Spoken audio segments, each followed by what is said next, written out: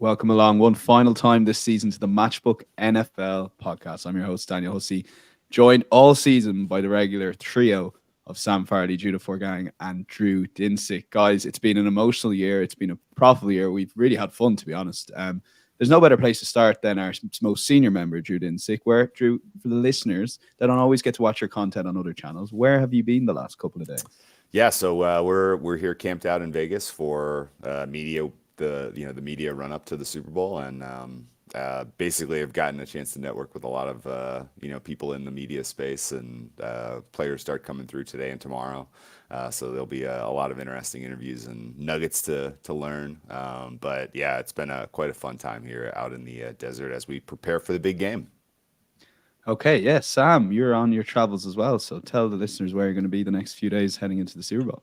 Yeah, I'll be watching the Super Bowl at 6:30 in the morning in Saigon. I've identified a bar that's going to be open, so it's kind of wake up at 6, see if I want to go to a bar, which I probably will, or just watch in bed. But we'll work it out from there. I think it'll be good fun nonetheless. And Judah, for you, where does your travels take you? Are you still in work mode, I guess, for the Super Bowl, or do you get the line off? Yeah, how does it work? I'm in work mode. I'll be busy grinding during the Super Bowl. It never stops. We'll take a break during the off season. Exactly. Someone's got to do it. If it, I know Judah's headed to the combine, right? You still going? That's right. For what it's worth, everybody in the football space is like, "Oh, I love the combine so much more than this." This week is stressful in Vegas and stressful in the run up, but everybody is always super excited to be part of the combine. So I'm sure. As I've always said, Indianapolis over Las Vegas. That's where I'll draw my line in the sand. And Drew, it's Hawaii for you then, watching the Super Bowl. Oh yeah. The fam is excited to get away a little bit here, and I'm excited to celebrate what was a very successful football season. Another one in the books. Well done, guys. Yeah, let's go for it. Playoff takeaways before we start. I guess like everyone's in Super Bowl mode here. Drew, start with you on just a few takeaways and interesting your points on this. Have we got the best two teams in the Super Bowl this season? Maybe, maybe not. I don't even know if the best two teams were in either AFC or obviously the Ravens were one of the best teams in the AFC, but there was cases to be made for a lot of the NFC teams maybe being as good or better than our NFC competitors. And I guess the more space we have from the AFC NFC Championship game, I think the more my opinion of those games has changed a bit as opposed to like the immediate aftermath.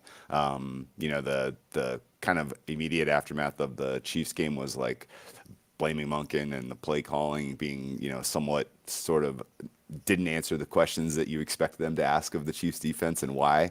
But Mahomes' inevitability of just kind of winning as an underdog was sort of like an obvious takeaway. But on rewatch, particularly in the second half, like I do not understand how the Ravens did not win. Like that game really took some wild bounces in favor of Kansas City in the second half, and the Kansas City offense was, like an absolute joke. So I kind of came away a lot cooler on the Chiefs, having kind of rewatched that game than I did in the moment, kind of digesting the result. And then same thing for the NFC Championship game. That was phenomenally fluky. Obviously like the huge high leverage plays that you only see once a year, like a 50-yard reception off of a face mask and, a bobbled handoff that kind of helped the Niners kind of recapture, some foothold in that game so quickly, like really, changed the ultimate outcome. That was a really narrow margin. Those two teams were extremely close, and I came away kind of wishing I had given the Lions a little more credit offensively, particularly in the first half. They just had a more physical game plan. They put the Niners on their heels, and so I've kind of cooled a little bit on what I thought was at first a really concerning performance by the Niners defense in that game, and kind of want to give the Lions a little more credit offensively. And so it's kind of with those two thoughts in mind where I've sort of gotten to a place where I think there's a little value on the Niners for the Super Bowl, but we'll get into that more in a bit. We will, and I guess a bit more credit to the Lions, Judah, a bit more credit to Judah, who was on the right side on the point spread, and very unlucky, as Drew alluded to there, considering the halftime score, considering some of the stuff that went the Niners' way, to not get the money line up there, which he did put up there. So very unlucky. But your takeaway from the playoffs overall, and some points on quarterbacks you want to give a mention to. Yeah, I think a couple of points here. Number one, it just, I think, really goes to show the value of having a guy like Mahomes. The way I conceptualize this is like you've got an 100-to-1 parlay or an 100-to-1 multiple. And you've effectively, like, with Mahomes, because he can cover for so many areas of weakness, like, you just like have like 40% of the parlay covered. Whereas for a team like the Niners and the Ravens, they kind of need a particular game script to really be able to maximize where they're at their best. I think that was like particularly relevant because I think that is particularly true of the Ravens and Niners. And like, they didn't play very many games where they were coming from behind or just weren't completely front running teams. And they're a little bit less fragile. And like, there are only 17 games in a regular season, even 16 sometimes when teams aren't playing their last week, and we don't know that much. And I also would say that it's not. I think it's kind of foolish to use the results of the playoffs and like crown the teams and be like, they were the best. Like, there is, to Drew's point, there is just so much noise. I think with that in mind, it also leads me to, I guess this is a bit of my handicap for the Niners, but it's almost like, okay, we got to the playoffs. There's this like kind of like new game, so to speak. Like the way games are played are different, and it's like, the Niners didn't look so great. They're not as good. We've got like a 2-week sample now. I don't think that's really like the relevant part here. Like, if the game scripts had gone a little bit different, and like the fact that the Lions got the ball first and scored, I mean, it's not really random because Dan Campbell always chooses to receive, but how the game inevitably plays out in the first couple of drives matters a ton for specific teams, and I don't think it is worthwhile to basically claim, these are the good teams, or these are teams that are independent. Like, all of this stuff matters, and especially for in the 49ers case here, like, if they get off to a good game script, like, this is the same Niners team of the last 17 weeks, and making any sweeping conclusions based on how those past 2 games work, I don't think is particularly worthwhile or beneficial to handicapping games at all. Okay, and Sam, final word to you, just on the playoffs overall. Have you enjoyed them? I guess like we always have fun in the UK and Ireland, when to stay up for certain games, when to not. But I found the playoffs by and large enthralling to watch throughout. It's been so good, and we've obviously got 2 kind of young teams, or teams with young quarterbacks, and the Texans and the Packers sort of look like they'd make a splash. The Lions, a young team overall. So it's quite exciting to see these teams sort of make a statement, and hopefully next year they're going to come again a bit stronger. But ultimately, Patrick Mahomes somehow got there, didn't he? Even though nobody expected it to start with. It's one of those things, isn't it? There's a lot of exciting young players, but still quality does often show out. And yeah, we'll get into that theme, and particularly with some of the guys' selections and perhaps taking on Mahomes. I won't give too much away before we get going. Firstly, thanks a mil to all the listeners there. I see YouTube comments coming in. It's been a thrilling ride with you throughout the season. We've really enjoyed it. One more time, all we ask is you do hit this like button, and you can subscribe completely for free to the Match with Betting Exchange YouTube channel for all the NFL, football, and horse racing content as well. Let's get into it. The Super Bowl Sunday night, 49ers versus the Chiefs. And take a look at the betting we currently have on the Match with Betting Exchange. Niners 183 moneyline favorites to the Chiefs at 218. Good bit of liquidity in that market. I'm betting to just over 100%. The Chiefs getting a 2-point head start at 198. The total for this game currently stands at 47.5, which is a pick 'em. We'll get into that. We're going to start with the point spread, guys, here, and the Niners at the Chiefs. The Niners laying 2 points. And Judah, over to you. I'll let you make the case first. So what side you want to be on here? Yeah, I think I kind of alluded to this, but I'll say it a little more succinctly here. I don't think we learned anything new about the Niners. I don't think we learned anything new about the Chiefs. And we basically had a 18-week season where there was a clear tier gap between these two teams. I think if we price this game in week 15 or 16, the line is like 4.5, maybe.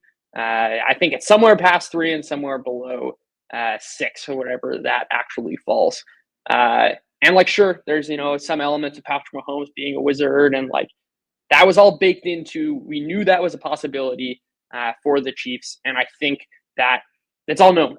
And on the Niners side, I think there's a little bit of a sell-off, basically saying like, okay, they're showing their vulnerabilities. This was all in the cards. I think if we see them get off to a great start, and this is not the same Chiefs offense, despite, and I made the case 2 weeks ago that the Niners, the Chiefs offense was looking more like the 2018 to 2022 version than the early season 2023 version, but it's still not the 2018-2022 juggernaut. Like, as Drew was saying, they really struggled against the Ravens in the second half. I think that there's just a market overreaction, frankly. And like in theory, this should be the most efficient market in the NFL. The Super Bowl Sunday, we have so much information at our disposal, but it's really a question of how to balance what we've seen in the short term versus what we've seen in the long term. And I think that the market, frankly, is just wrong on their evaluation of the Niners as being a team that is weaker. I think we have a good sample.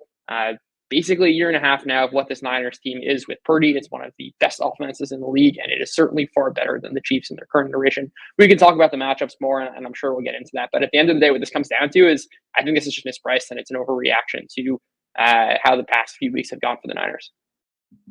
Okay, an overreaction, Drew. Take it away. I know you're broadly in agreement with the side here, but give us your thinking, because you've been a Pat Mahomes and Chiefs man throughout the playoffs, but you're deserting him in the big game. Yeah, actually, I don't even remember the last time I faded Mahomes. It's been a really long in the playoffs. I don't think I've ever actually made a sincere, strong case. I think I took the points with the Jaguars last year, but it was just because it was like 10. I don't realistically remember being truly against him in a game, which is a new feeling. But that said, I agree with Judah. My fair for winning probability here for the Niners is just under 60%. That's about where this opened. On the night of the opening market, they were actually taking some pretty decent liquidity offshore, pretty decent liquidity in Las Vegas, and you saw it crash. Price for the Niners money line crash from minus 140 to about minus 111 was the lowest I saw at kind of full staking limits, and that's a big swing, 60% to 52%. When we know as much as we know about these teams is a little strange, because there was no injuries for the Niners really in the moment, and there were injuries for the Chiefs. They lose a key pass rusher in Menahu. They weren't in a game state where we really saw their offensive line tested, because they were ahead for so much of the Ravens game. So we don't know what the impact of no Joe Thuney is, and we don't really know how the tackles are going to stand up to a very good pass rush, because they just weren't in very many must-pass situations against the Ravens. So, or really this whole playoffs. I think there is definitely potential that the Chiefs' offensive line is not quite as good as the perception, just because of the game state recently. Now I know Mahomes, sacks are a quarterback stat, and Mahomes is legitimately completely resistant or resilient to pressure and taking sacks, particularly in the playoffs, for lots of good reasons. But that said, this is going to be potentially a little bit of a game-breaking mismatch, I think, in favor of the Niners. And as you kind of look at how these two teams are going to be asked to perform well in this game on offense, I think the answers are a lot easier for the Niners than they are for the Chiefs. The Niners are one of the better zone running teams we've ever seen. The Chiefs can't really defend the zone. The Chiefs don't really have any bigger packages to throw at you. They just run their base defense whenever you're operating out of center. And I think the running game being a kind of an early crutch and a lean into that type of approach for Shanahan is expected. And if that's successful, and it may not result in explosive running plays, because you certainly have incredible tackling in the secondary for the Chiefs, but it definitely enough to create some opportunities where you have third and short for Brock Purdy to get involved with the play action game. I think the ability to create intermediate space against this Chiefs defense, while very good, again, has largely been in very positive game states where they've been able to be aggressive with some of their coverage. And I think there's definitely scope here for the Niners to get off to a good start. And if they are playing with any type of positive game script here, I think I'm feeling pretty solid being on the Niners, just because, again, their defense can afford to be more aggressive in this game. Again, the answers are tougher for the Chiefs offense. How do you sustain drives in this game if the Niners elect to, hey, you know what, we're just going to sell out, we're going to put more men in the box, we're not going to let Pacheco get 5.5 yards a carry, and ask wide receiver 2, 3, and 4 to beat you down the field in plays that take a while to kind of develop, then I think that opens up opportunity for their pass rush to get home. I think that could really turn this Chiefs offense into the version that we saw in the second half against the Ravens, which is just not explosive. It's efficient at times, but it has a lot of guys you're counting on that make a lot of mistakes. And I think ultimately that kind of tilts me even heavier in the direction of the Niners here. So this is small margins. These are well-known, understood teams. I think fair should be about -3. I think the fair money line should be about -140. That's where these markets opened, so this is not really even a hot take. And I think ultimately, if you want some action on the side, it's Niners at -2 or even -2.5 if you want to take a little bit of the juice out of that. Okay, Sam Farley, you're going to make it a full house on the Niners. Going back to Chiefs in second half and the Ravens offense, how much of that was to do with, I always sense Mahomes sometimes, not that he's taking the piss or anything like that, but, they're sort of trying to run the clock down a little bit. Can you put any sort of thing into that maybe, or was it just a case that offensively Chiefs probably didn't find as much as maybe we initially thought against the Ravens? I think they probably just didn't find as much. I think that game's a really interesting one, as Drew kind of alluded to. So my immediate thoughts kind of after that was just like, wow, Mahomes, he's amazing.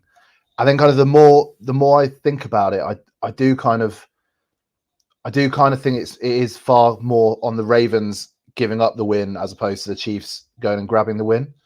And then I kind of look back throughout these 3 playoff games for the Chiefs, and they beat an absolutely beaten up Dolphins team that were a shadow of themselves in horrific conditions. They beat a Bills team that we'd sort of been calling for some time incredibly sort of hard to read and not particularly good.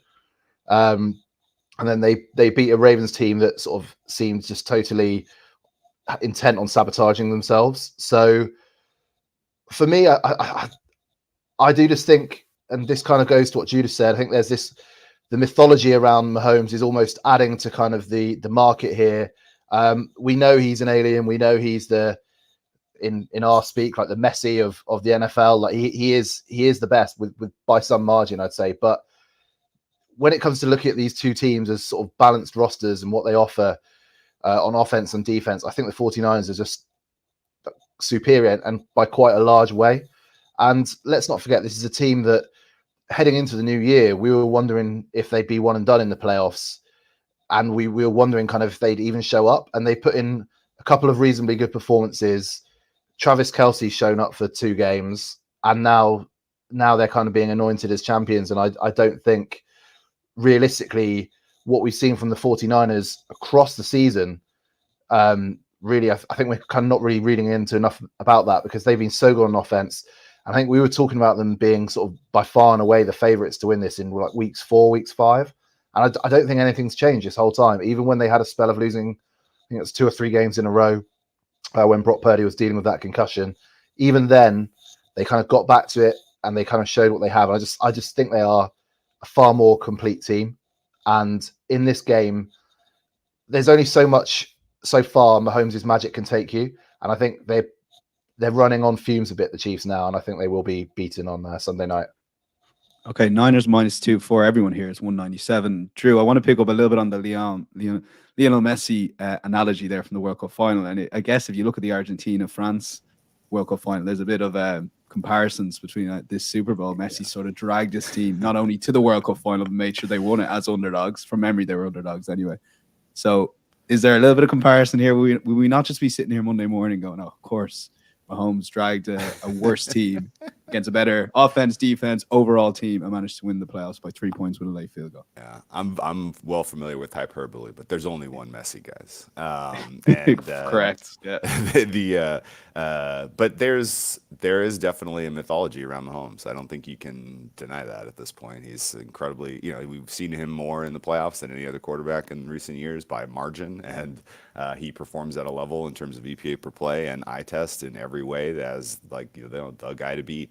And it's tough to slay the dragon, and it's tough to do that when you have a less experienced team. We haven't really talked about that as much of a factor here, but certainly, the Chiefs have been here more recently. They have kind of gone through, definitely more as a team than the Niners have in terms of kind of the highs and lows of a championship push, and that can be the difference. That could be the difference. Certainly, the potential for Purdy to turn into a pumpkin like he did on Christmas is there. The potential for Kyle Shanahan to choke in a big game is there. Like, should any of us be surprised if those sort of things happen? And Monday morning, we're like, calling all like, wow, I guess we were the ones that thought Brock Purdy could beat Pat Mahomes. Like, shame on us, right? Like, that could very well be the way I feel on Monday morning, like, or Sunday night. Like, in game, it could be like, wow, what in the world was I thinking going with Purdy on this game?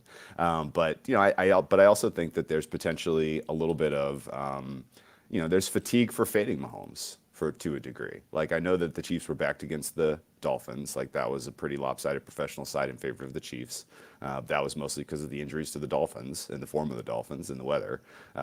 There was pretty split market against the Bills. There was obviously a lot of sincere opinion that the Bills could win the AFC in the futures market, but that particular game was pretty evenly bet by my tracking. And then you had lopsided action against the Chiefs in the AFC Championship game.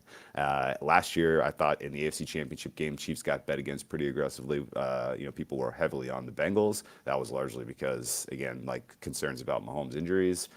People were heavy on the Eagles in the Super Bowl, professional money against the Chiefs. So I think what you're looking at realistically is potentially some fatigue among the market makers, where 3 big games in a row you've gone against Mahomes, and you've had the right team, the right side potentially, and in 2 of those games, maybe all 3, and you didn't win. And going back to the well to fade Mahomes, I know everybody's pretty analytical, everybody's pretty rational, but the idea of some of the market makers being fatigued on fading Mahomes, I think, is real, which could be adding to why there's still a little bit of value to be had on the Niners, why this hasn't been completely corrected in terms of what the fair price is, because it was a big reaction to go from 60% win down to 52 in the day of the market opening here, and if it creeps back up to 60 by the time we get to kickoff, I think that's probably right. But it seems like we've kind of stalled here at 56, 57%,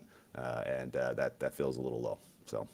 Yeah, it's definitely a Mahomes effect, and it may even be entirely outside of the scope of professional opinion, because there's so much liquidity in this particular market this year, and it could just be about, hey, we know the right line is between pick 'em and 3.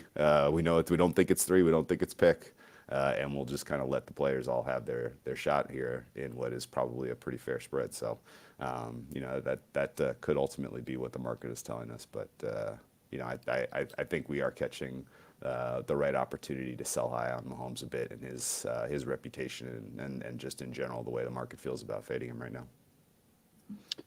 Okay, before we move on to the total, you've got futures, Kansas City futures. Drew, that doesn't play any part in your take on the game? No, I actually don't have any Super Bowl futures. I only had bet AFC. And AFC, yeah, cool. So we'll move to the total. Yeah, neutral. We'll move to the total. Judith, your thoughts on this 47.5? We have it exactly as a pick 'em on currently on Matchbook.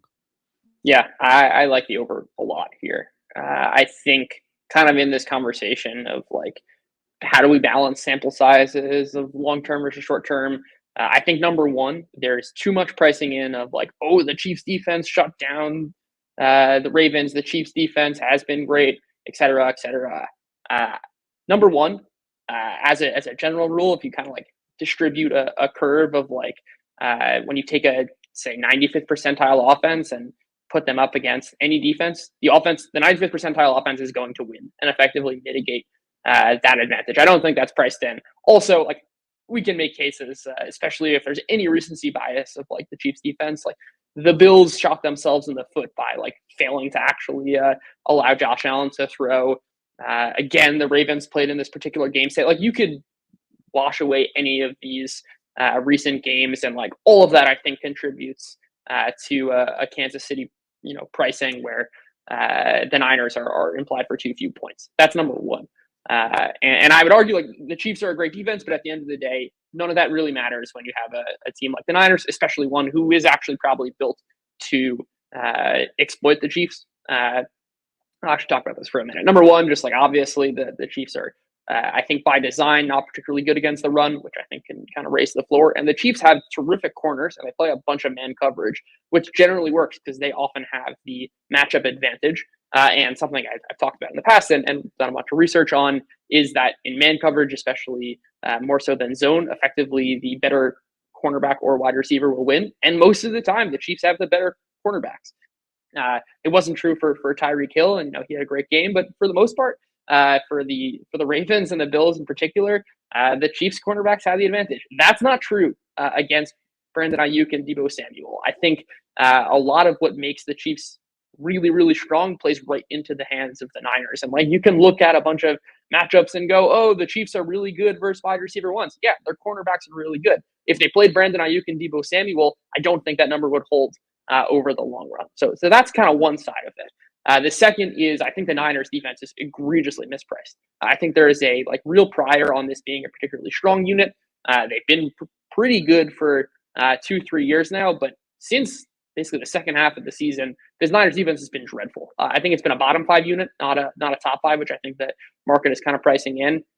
By basically any production metric, you want to look at EPA, the earned drive points that I put out, they've been really, really bad.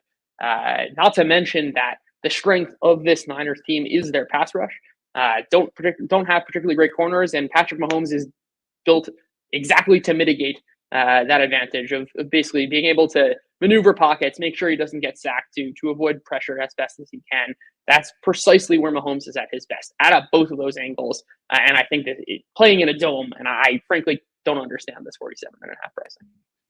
Okay, I want to bring Sam in on the team total, but Drew, you're the opposite, so I guess it lends itself to you to take on. Judah just can't believe this line is 47.5. Well, I agree with half of his take, which is the Niners are going to get theirs. The other half is kind of where I lose a little bit of confidence in the total. I just have a slight lean to the under. Interesting also, by the way, that kind of midweek somebody was pushing this to 48, and then there was immediate buyback. So it's a fun two-way market right at, it's probably going to close right here at 47.5. But I wouldn't be shocked, I guess, if Judah's support shows up at long last and there's 48s on the close because of some of the betting we saw during the week this week. So you may have the right side in terms of market movement for sure. The matchups again for the Chiefs offense are what spooked me here. The Chiefs offense is limited. Their explosiveness is obviously dependent on guys like Marquez Valdez-Scantling to catch the ball, and that's not an especially solid place. You're counting on Justin Watson to create separation. I think maybe that works. Maybe you can live that way. But ultimately, I think there's kind of two keys that I think are important for the Chiefs, potentially not being able to go score for score. The first is the offensive line concerns. Still kind of have not heard anyone make a strong case about why losing Joe Thuney would have no consequence, particularly up against a team that has decent interior quick pressure opportunities with Hargrave and Armstead, another 2 weeks healthier. And I have pretty low, player ratings on both Jawan Taylor and Donovan Smith. I think these players are both, highly likely to be under the microscope for holding in this one. Getting beat by Nick Bosa in particular. Who knows what in the world's going on with Chase Young? I'm not really expecting much there, but Nick Bosa is still one of the better players at generating pressure in all of football, and he's up against, I think, a pretty deficient tackle duo here, so he should have some chaos plays. And finally, the red zone concerns for the Chiefs that we've seen all season, I think, have not realistically been solved. They were fairly efficient against the Ravens in the first half of that game, but this is still a unit that is getting it done with some pretty small margin stuff in the red zone. And if there are field goals instead of touchdowns for them in this game, particularly in the first half before their back is against the wall, then you could see a little bit of a depressed score line from the Chiefs, particularly in the first half. So definitely think that there's scope for the pass rush for the Niners to be a difference maker, and definitely think the Chiefs red zone woes could be a problem if you're looking for 48 points in this one. But all that said, I think the Niners getting theirs is pretty much a foregone conclusion. I'm hoping. I'm knocking on wood here. Don't want to be too confident in that group because of just in general still some of the prove it that Brock Purdy has to do at this level, and some of the prove it that Kyle Shanahan has to do at this level. So I think the Niners get to the high 20s, but and I like their team total over. But for me, it's a pass on the overall total at 47.5. Okay, Sam, and you're going to put up Niners team total as a play here. Yeah, so I'm kind of agreeing with what both of you guys said, really, in that talk about the Niners. I think this is a team that we've seen all year. They're a juggernaut. In the regular season, they scored the third highest amount of points per game, averaging 28.9. That's been upped marginally by 0.1 to 29 in the two playoff games. and they just have talent across that offense. And we've just seen that when they kind of get in front of teams, they can absolutely destroy them. And I think if they get a relatively good lead here, they're just going to run all over the Chiefs. So that's my kind of main reasoning here. I really, really like the team total, and I've kind of faded going for the overall game total. In that with the Chiefs, I still just don't know exactly what this offense is going to be, because I mean, Kadarius Toney, if he plays, Justin Watson, MVS, Mecole Hardman, like people were saying a couple of weeks ago that this is the reason why they're never going to get anywhere, and now I don't know. I'm not going to trust them to put up the points. So for me, yeah, team total for the Niners all the way. Okay, team total lean for Drew on the under, and Judah very much involved with the over. Stay tuned to long shots for even further details on that. Sam, we'll throw back to you. We're gonna go through our prop bets now here. Obviously, prop bets, big part of the Super Bowl. There'll be a lot of them available on the Matchbook betting exchange. Do check them out, particularly closer to kick off on Sunday night when you're looking to have a few fun bets. You will be invariably getting best price on the odds checker grid. So Sam, go through your prop bets here. I've got some really dirty ones. I'm loving this. This first one is just horrific. Elijah Mitchell over 1.5 carries. Why am I doing this for a backup running back? Basically, 12 games played this season. He had 2 or more rushes in 11 of them, and I think we are going to see the chances of that happening are obviously less because of the importance of the game and the fact we're going to see McCaffrey on the field at every single opportunity. However, he is going to need to be spelled at some point, and Mitchell is streets ahead of Jordan Mason. So I think we will see him on the field. Then you have kind of the other two eventualities. One of them I hope doesn't happen, but McCaffrey doesn't have the sort of the best injury record in the last couple of years. So potentially there's an issue there. And failing that, just the fact I think they are going to be winning by a reasonable margin at one point. If they're just trying to eat up clock, I think we're going to see Mitchell on the field. So that's kind of the main reason there. So that's Elijah Mitchell over 1.5 carries.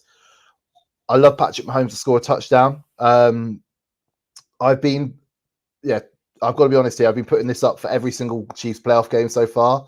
It hasn't happened.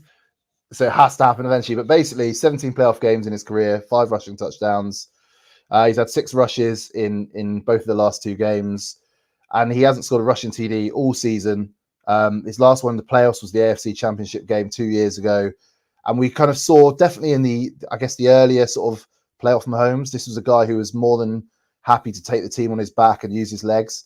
And I think if they are struggling, which I think they will be, I think there's a very good chance we see him kind of use his legs and try and extend some plays and find the end zone. And it's a relatively big price, so I quite like that. So 2 more, and these are kind of related. I probably don't need to go into the reasoning too much. Christian McCaffrey first touchdown. He's the best sort of offensive player on the field that isn't Patrick Mahomes, and I think the 49ers will start fast, and he is the man most likely to score. So that's the kind of simple reasoning there. And then same man, Christian McCaffrey, to be Super Bowl MVP. We've seen all year he is the Niners' best player, and I think there's kind of two kind of interesting ways to look at this. Well, the main one is this sort of narrative around Brock Purdy, and I feel out of probably most of the quarterbacks in the last couple of Super Bowls at least, because of that narrative, I feel like if he doesn't have a lights out game and McCaffrey gets, say, 2 TDs and the Niners win, I think it's going to go to McCaffrey almost on that basis. So I think that's going to be really interesting. 6 quarterbacks in the last 10 Super Bowl MVPs. So yeah, there's room for a running back. We've not had one in a long time, but I think McCaffrey is kind of that jack of all trades that can do it, and it's again a relatively big price if you're not a believer in Purdy, but you do think that the Niners are going to win. Okay, yeah, Elijah Mitchell over 1.5 carries, Mahomes anytime touchdown, McCaffrey first touchdown, and McCaffrey Super Bowl MVP. Drew, bring in your props. But firstly, on the Super Bowl MVP markets, I know you're obsessed with these markets, getting into the voters' minds, the narrative. I mean, you can really apply narrative for these games and decide what way the games are going. Do you sort of like where Sam's coming from? I guess, if it's Brock versus McCaffrey, maybe the price difference is a tad too big. Yeah, I mean, I got involved earlier on Purdy just because he was like priced maybe 55% of the win equity of the Niners, and I was like, man, it's crazy low for a quarterback. So I bet it at maybe like 265-ish, and I think it's like 200 now, which I would not play. And I'm very much only, most of my equity outside of Purdy goes into the CMC bucket because his matchup is very, very tasty here.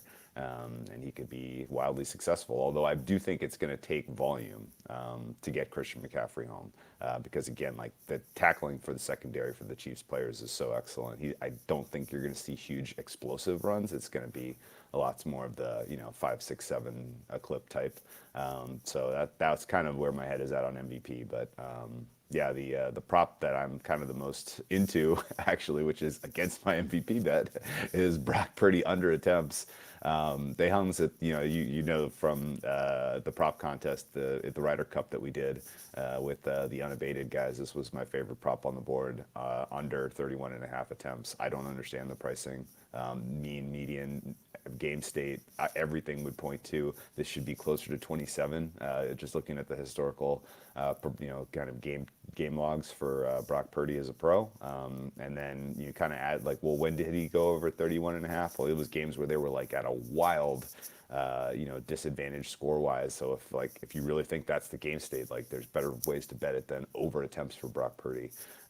So I'm not exactly sure how this got here, and I'm probably missing something, but I feel like number one, Purdy, is likely to be asked to do relatively little in the early going here, as this is probably going to be a run heavy approach. That's what Shanahan does, particularly in these types of games, and it should work. So he may have relatively few attempts just by nature of the early going game script, and then you add to the fact that when the going got tough against the Lions, they were still completely fine calling 2-3 run plays per drive in comeback mode.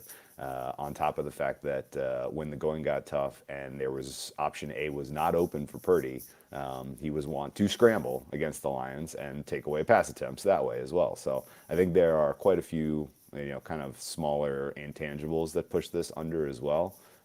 So that was sort of the one that I had the most trouble squaring, because again, like I think 27 is fair, and that's a big difference. So that said, it's starting to get a little juicy, and I'm not really as into it if you have to lay like minus 140 or higher. So shop around for price, obviously, for all of these, because there's huge differences from place to place.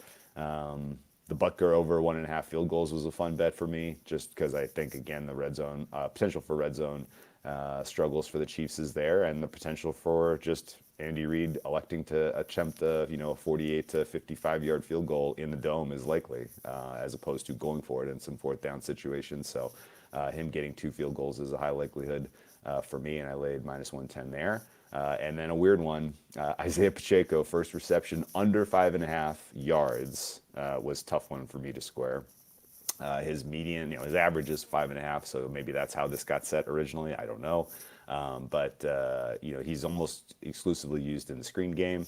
The gang tackling, particularly led by Fred Warner in running back passing, is excellent for the Niners over the balance of the season, even though it was quite poor against the Lions. And so I think ultimately, an early short reception, because he has almost 40% of his distribution is 0 yards or negative yards on receptions this year. And I think getting an early stinker under 5.5 yards is likely. So that was kind of the third and final fun prop for me that I have a pretty decent skin on. Okay, yeah, we got Purdy under 31.5 attempts, Booker over 1.5 field goals, Pacheco first reception under 5.5 yards for Drew Dinsick in the prop bets. And Drew touched on our Ryder Cup special. Do check that out. That'll be available from Wednesday night whenever you're listening. So check out our YouTube channel for that fun prop bets between Unabated, who are Team America, and Drew, and Co and the Matchbook team, who were Team Europe. Judah, hand it over to you for your 3 prop bets here. Yeah, I'm going to start with Christian McCaffrey under 91.5 rush yards. Yes, Christian McCaffrey is a terrific running back. Yes, the Chiefs do not have a great run defense, but this is an extremely high base rate of success. I also have said on multiple occasions that game script matters a lot here, but the median game script for Christian McCaffrey this year in what is how they're getting this 91 to begin with is the Niners front running. That I think is less likely. And yes, Drew is certainly right to point out that the Niners are happy to run even in negative game script. That is still, I think, relative to other teams. It is still they would not be run heavy in a script from which they're trailing, and there's certainly more weight on that possibility than the current median price is in. But ultimately, I think this is just a little bit of a bet on. I actually think the Niners are going to pass more than they have in a bunch of their weeks. You're not going to compete, I don't think, with Patrick Mahomes trying to play takeaway. Again, that's a little bit of coaching my bet there, but at the end of the day, this is kind of a price that is just far too high, I think, for too much needs to go right for 91 rush yards as a median. A couple of more of the I'll say this one. Isaiah Pacheco, go with over 2.5 receptions. I don't think Jerick McKinnon is going to come back. He's averaging 3.7 receptions in games in which Jerick McKinnon does not play. And the Niners are also a team that filters targets to running backs. They're allowing the fourth most targets, fourth most receptions. Patrick Mahomes, certainly when he does his little scramble drill, is often looking for those running backs. I think the base rate is just off here. And then one fun exotic, I'm not sure if it'll be available on Matchbook, but one I saw here in the US is Deebo Samuel's first touchdown to be a rush. I got that at 8-1, which effectively, if you price in Deebo Samuel needing scoring a rushing touchdown at say 30, the market's pricing at 37%. You would need the rushing touchdown to happen before the receiving touchdown 30% of the time or more. I think it's probably closer to 50-50. I mean, even looking at Deebo Samuel's usage, no matter kind of how you slice it up, whether it's this year, whether it's past 2 years, you're going to see a roughly 50-50 split of rushing to receiving touchdowns. Obviously, maybe this is priced in. I don't think it is. Deebo Samuel's rushing usage has been down in recent weeks, but I think that's a product of week 18. It's a product of Deebo Samuel nursing an injury. I think he'll be healthy. They obviously like to use him in the red zone. I think this is just mispriced, kind of as if the market is pricing Deebo Samuel as any regular wide receiver as opposed to one who frequently gets red zone carries. That's kind of my favorite exotic at plus 800 in the US. Okay, let's go for McCaffrey under 91.5 rush yards. Deebo Samuel, first touchdown to be a rush, and Pacheco over 2.5 receptions. All these props that the guys have put up here will be available on a Matchbook Insights. Search Matchbook Insights or put into your Google bar insights.matchbook.com. Best long shots time, sponsored by Drew Dinsick. Drew, I mean, we've only brought this section in this year, but it's been an absolute phenomenal ride to back your underdogs, to kind of go, okay, I might back them on the handicap here. I don't think their Commanders are going to win, for example, and they just do. So I like in this long shot, I guess, the way you've been speaking about pro Niners, you're just going to try and take as much equity as possible, I guess. Yeah, and I mean, if there's the most likely outcome, obviously, for me, as I simulate the game, is the Niners win by 3.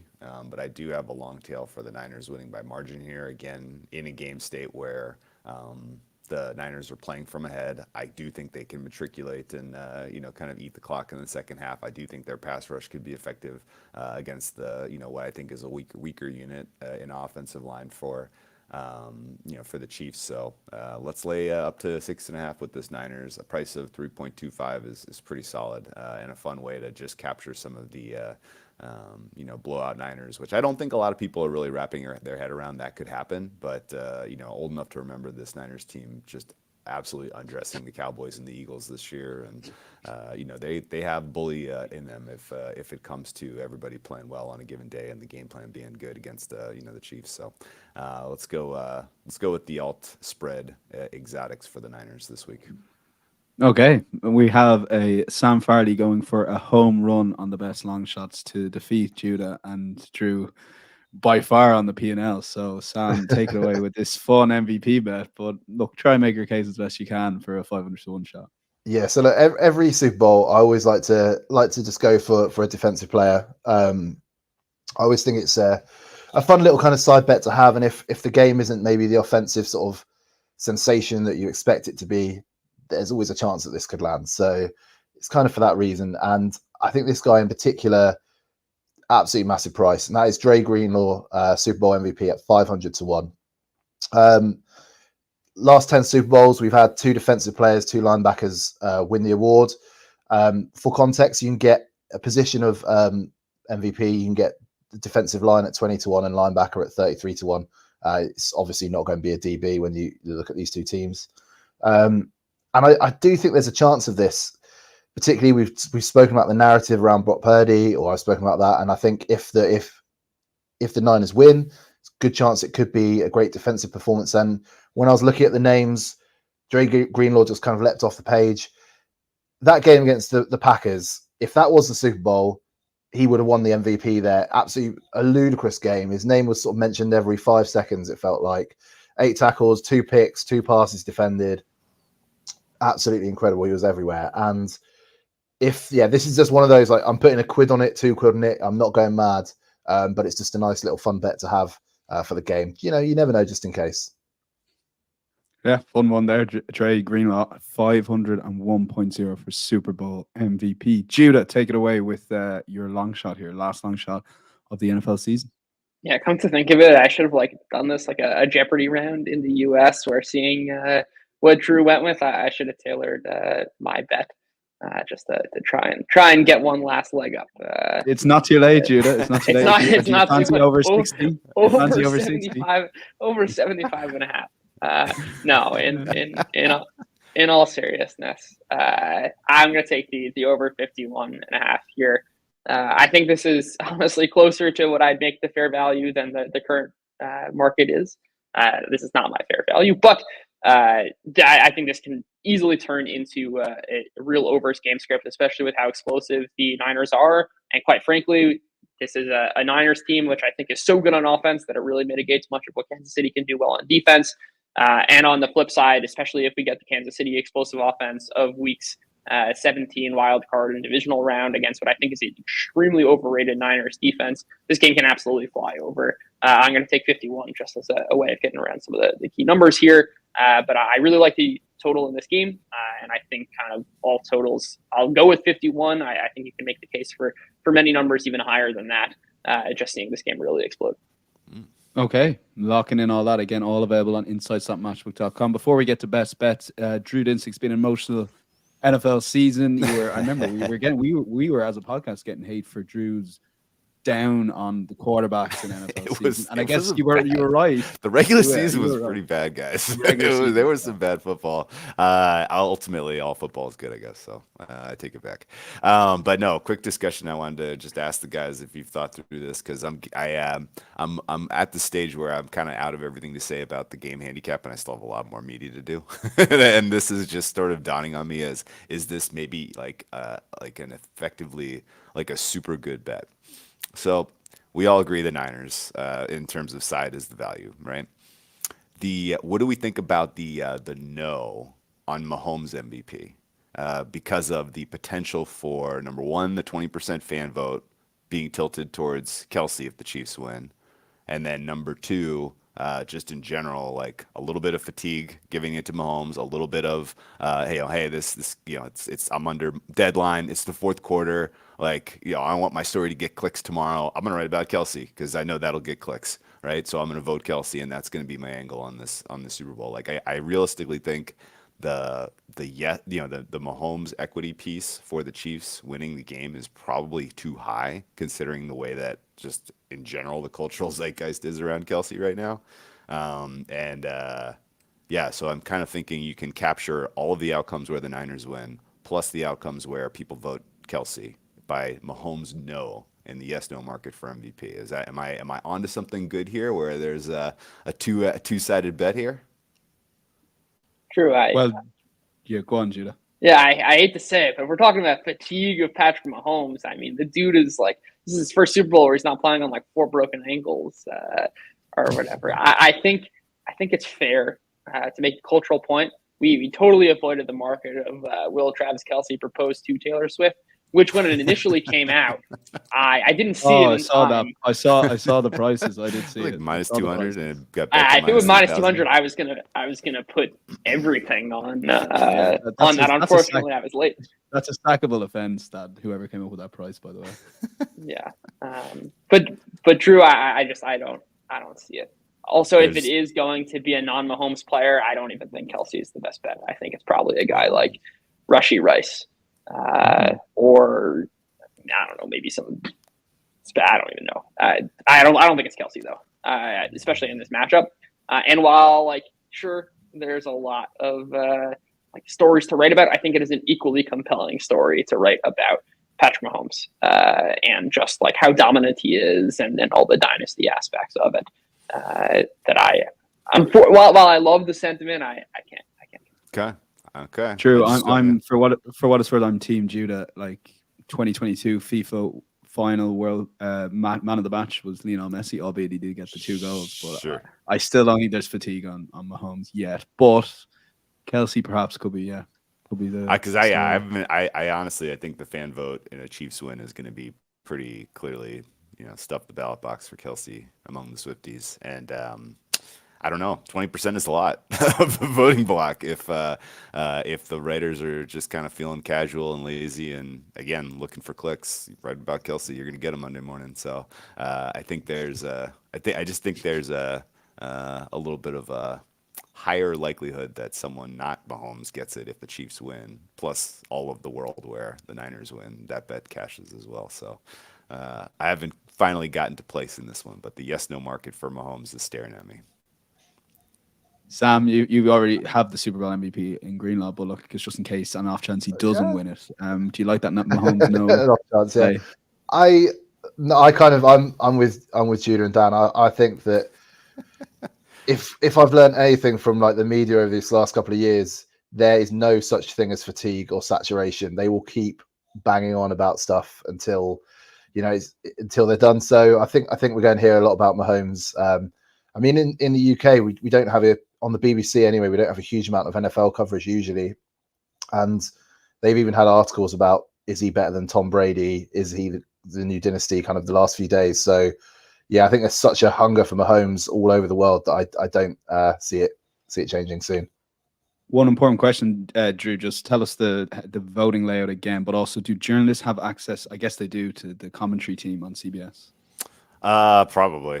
As far as I know it's people who are there physically watching the game with paper ballots, and they have to get them in before the game is over. And if it's very close, they'll just wait until the final minute to send them in. Yeah. But I think it's, I don't know. It used to be just 50 guys and gals who were there watching the game, and they probably, they were. That was 100% of the vote. Now that's diluted to 80 with 20% fan vote, which is kind of crazy. But I don't know. I think there's a window here to get a two-sided bet. I just haven't pulled the trigger yet. Yeah, well, Tony Romo's commentating, and I mean, we all love Mahomes, but I think he loves him regardless, Mahomes. So maybe that might sway, but maybe the journalists might get sick of that on the other hand. But it's a fun one to think of, Drew. Let's go best bets time. We don't spend too long. By the way, watching the game, like all I really need is like an early pick for Mahomes, and then I'm all of a sudden like I'm just enjoying the rest of the game at that point, right?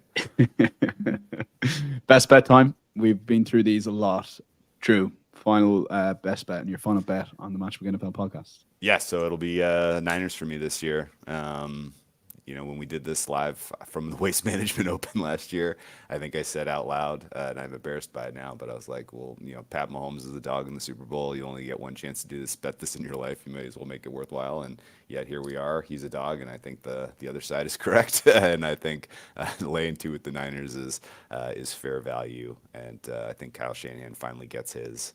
And Brock Purdy gets a little redemption after what was a very fateful Christmas performance against the Ravens, and becomes the Super Bowl MVP after what was rightfully the best quarterback performance of the year statistically. So let's go Purdy, let's go Niners, let's go Shanahan, and I'll be hopefully toasting my ties to Kyle Shanahan's good health on Sunday night with all of the rest of our listeners and all the rest of our crew and our team. And congratulations this year, guys. Okay. Loving that. Sam? Yep, echoing everything Drew said. I think the best team in the NFL, they're going to win. They're going to prove that. They've got one of the best coaches, player for player. I think one of the very best rosters as well. So 49ers -2, really good value for me. So that's my best bet of the Super Bowl. And Judah, not quite making it a clean sweep. Your best bet comes in the total. Yeah, over 47.5. I think this is a Chiefs defense, which their effect is effectively mitigated by how good the Niners offense is. And I think the Niners defense is frankly very overrated. I'm going to be taking the over here. Okay, we're done. I cannot believe we've all gone against Mahomes in a Super Bowl, and I cannot believe I've essentially signed it off there. But listeners, you can as always make your own pick. But I've some longish bets on Chiefs Super Bowl. I'm thinking, should I lay a bit of it off or not? We'll let it ride. We will see. The guys have been very good. I will myself. Matchbook Insights, insights.matchbook.com. Full recap of all the bets on the Matchbook betting exchange. Until then, enjoy the Super Bowl. Best of luck if having a bet, and if having a bet throughout the weekend, please do so responsibly. We'll chat to you next season. All going well. Best of luck. Bye-bye.